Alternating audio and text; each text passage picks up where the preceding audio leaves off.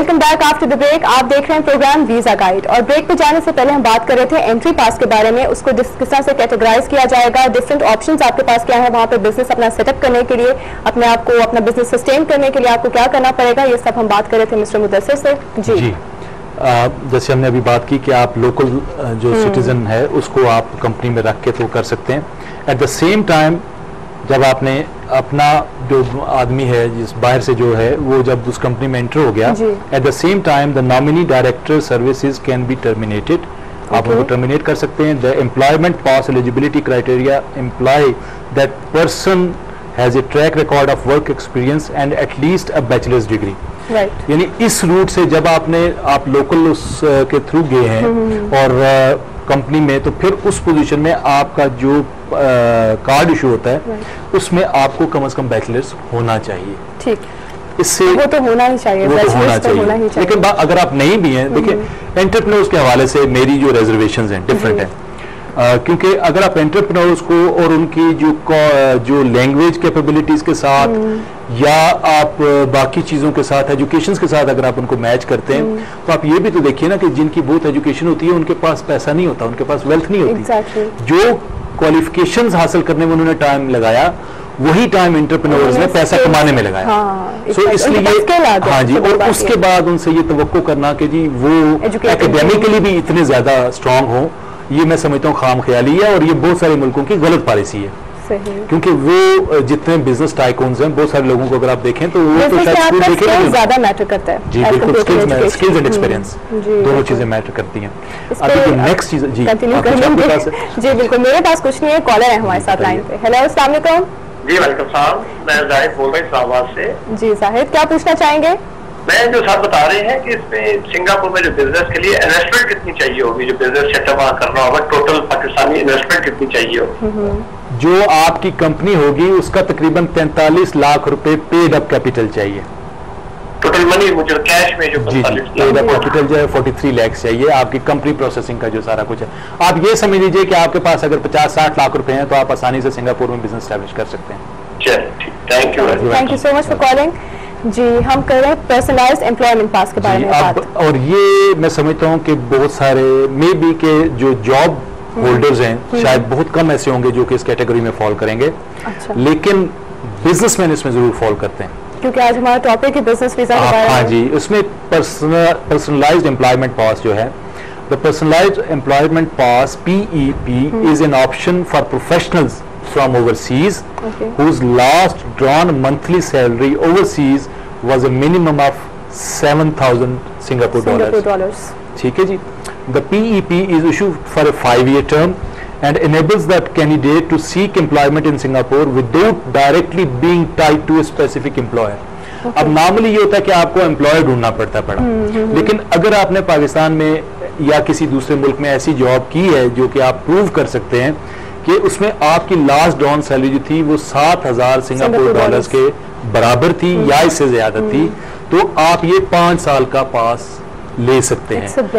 5 साल के लिए हाँ, 5 साल के लिए आपके पास मौजूद है और वो आप उसकी बुनियाद पे कर सकते हैं। ठीक है जी। फिर इसके बाद है the training employment pass, TEP। The training employment pass is for foreigners undergoing practical training or internships in Singapore. Right. The applicant must be a student from a recognized university or an intra-company trainee. For students, the training in Singapore must be a recommended part of their studies. Candidates who do not qualify for the TEP are recommended to apply for the training work permit instead. Okay. So जो लोग training employment पास के लिए नहीं कर सकते qualify, वो training work permit भी, और ये बेसिकली लोगों के लिए जो इंटरव्यूज हैं और ट्रेनिंग प्रोग्राम्स में इन्वॉल्व हैं। जी बिल्कुल, मतलब ज्यादा एलेबोरेटेड है, ज्यादा आसान है, बताया गया है और हर किसी के लिए कुछ ना कुछ है। तो इस वक्त जो पोजीशन है उसमें पोजीशन में मैं समझता हूँ कि ये वो मौका है कि सिंगापुर का वीजा जो है बेसिकली सोसाइटी के हर सेगमेंट को कवर करता है, हर सेगमेंट को अपॉर्चुनिटी। और फिर दूसरी बात है कि Singapore is Asia, exactly, Asian tiger. So अब business, why Singapore for business and businessman, ये बहुत इंपॉर्टेंट है। Talking about prospective immigration destinations, the name of Singapore, officially the Republic of Singapore, can never be missed out. Right. अब ये लोग पहले बताते हैं, हम इसको आखिर में बता रहे हैं, आखिर में नहीं दरमियान में। उसकी वजह सिर्फ ये थी कि पहले थोड़ा सा लोगों को पता चल जाए नाज़रीन को कि वहाँ पे है क्या क्या। The country has perfectly molded itself into what it all takes to be idyllic immigration place for one's vision, adding feathers in hat. It's faultless as a business destination too. Right. बहुत अच्छे words wording, explain बिल्कुल किए। ठीक है जी। Further through the uploading on 4th leading financial hub across the globe, दुनिया का चौथा बड़ा जो फाइनेंशियल हब है वो सिंगापुर है। The high prospects of causing trade and finances cannot be ignored.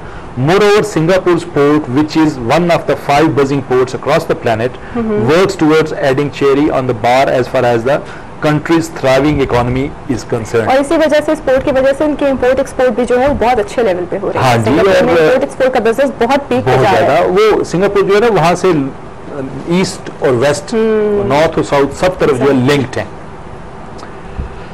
ये जनाब बहुत बड़ी बातें हैं इसके मतलब जो हम कर सकते हैं। अब इसमें दो, एक तो हमने एंटरप्रेन्योर पास की बात की जो इसमें मौजूद है, फिर एक है global investor programme.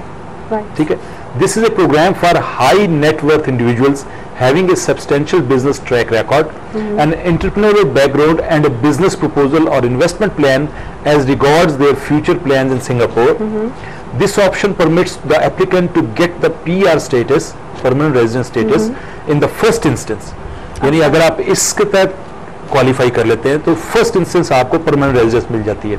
The applicant can apply for permanent residence status for self and his immediate family, spouse and unmarried children 21 years of age and below.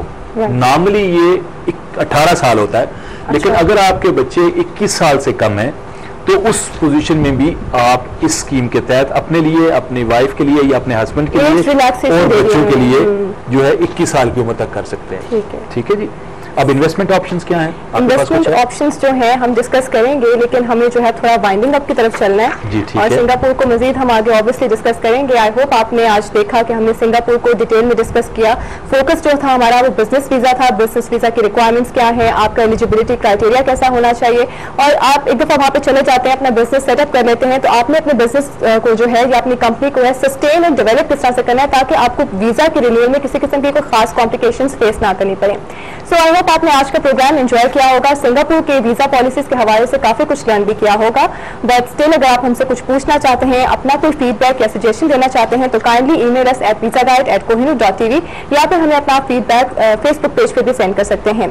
जाते जाते मैं आपसे एक छोटी सी बात शेयर करना चाहूंगी, वो ये है कि कमांड से निकला हुआ तीर और जुबान से निकले हुए लफ्ज कभी वापस नहीं जाते। हमारी लाइफ में बहुत सी ऐसी सिचुएशंस आती हैं जब हम बहुत ज़्यादा सेंटिमेंटल हो जाते हैं, बहुत ज़्यादा इमोशनल हो जाते हैं और ऐसे वर्ड्स यूज़ करना शुरू हो जाते हैं जिससे सिर्फ ना सुनने वाला हर्ट होता है बल्कि हम खुद भी बहुत ज़्यादा एम्बैरेसमेंट फील करते हैं, अपने ही कहे हुए वर्ड्स पे हम रिग्रेट करना शुरू कर देते हैं। सो इस चीज़ का जो है हमें खास ख्याल रखना चाहिए, बिकॉज अपने इसी एटीट्यूड की वजह से, बहुत ज़्यादा ब्लंट होने की वजह से हम अपने बहुत क्लोज फ्रेंड्स को हमेशा के लिए लूज कर देते हैं। सो इस चीज़ का ख्याल रखना चाहिए, that think before you speak and you have to watch your words. And last but not the least, thanks once again to Lajwanti for sponsoring this wardrobe. और इसी के साथ ही प्रोग्राम का टाइम भी खत्म हो गया है। आपसे मुलाकात होगी इंशाल्लाह नेक्स्ट वीक। टिल देन अल्लाह हाफिज, कीप वॉचिंग वीजा गाइड।